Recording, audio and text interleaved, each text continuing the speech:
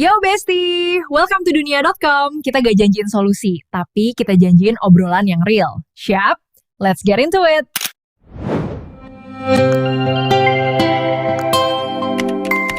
Dunia.com.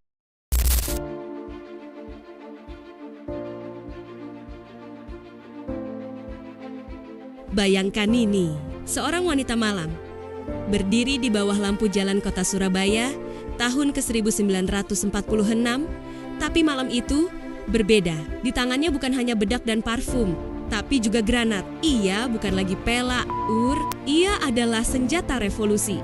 Sejarah Indonesia tak selalu ditulis dengan tinta emas. Ada bagian gelap, kisah-kisah yang dilupakan, bahkan disembunyikan. Inilah salah satunya.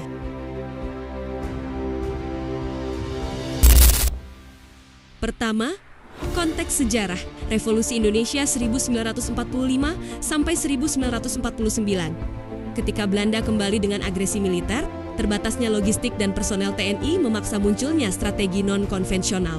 Legend Mustopo muncul dengan ide ekstrim, merekrut perempuan pekerja malam dan pencopet jalanan. Strategi ini bukan karena iseng, tapi karena perang membutuhkan senjata kotor.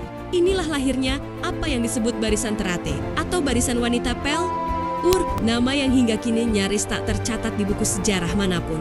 Kedua, pembentukan pasukan Terate, BWP.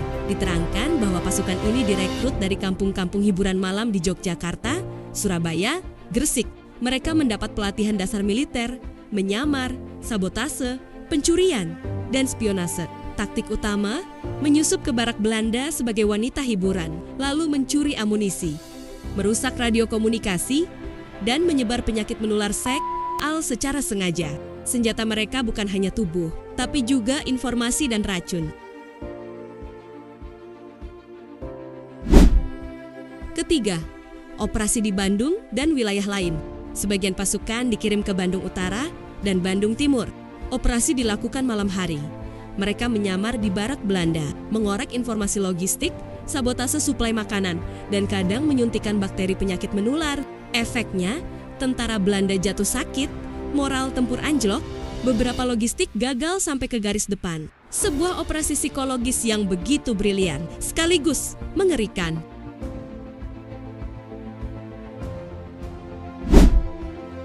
Keempat, efek samping dan kegagalan strategi. Sayangnya, taktik ini menimbulkan efek balik. Beberapa prajurit TNI sendiri tertular, masyarakat sipil mulai curiga. Gereja dan tokoh agama mengecam keras. Pemerintah sementara akhirnya menghentikan unit ini secara diam-diam. Mereka dipulangkan tanpa upacara, tanpa bintang jasa, dan tanpa identitas.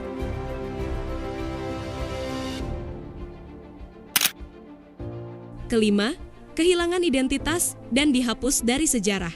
Hingga hari ini, tidak ada monumen, tidak ada museum, bahkan tidak ada data resmi tentang nama-nama mereka.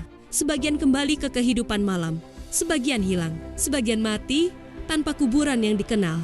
Sejarawan seperti Robert Cribb dan artikel dari Historia, serta konteks.co.id baru, mengungkit ini puluhan tahun kemudian. Mereka berperang, tapi tak pernah dianggap bagian dari perjuangan. Inilah wajah lain dari perjuangan. Bukan hanya pahlawan bersenjata, tapi juga mereka yang dihina, disalahpahami, dan dilupakan.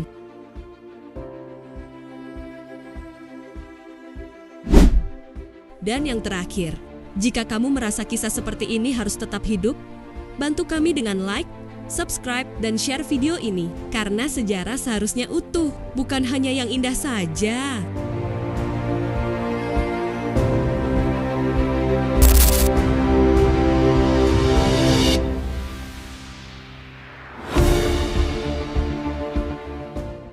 Life's not always about answers, kadang lo cuma butuh dengerin. Gue cabut dulu ya. Think about it, take your time, grow at your pace, and jangan lupa ngopi. Bye-bye Besti!